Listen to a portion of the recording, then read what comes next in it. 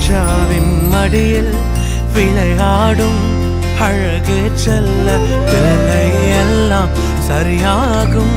விளையாடு மகிழ்வோடு, காத்திருந்த நேரம் மாறி பூக்கும் நேரம் வரும்.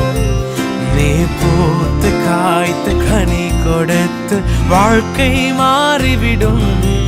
உன்னை பார்த்து நகைத்த உறவுகள் எல்லாம் மீண்டும் கூட வரும். நீ நீதியின் வாழ்க்கை வாழ்ந்தவன் என்று ஊரே பேரு சொல்லும். மனசே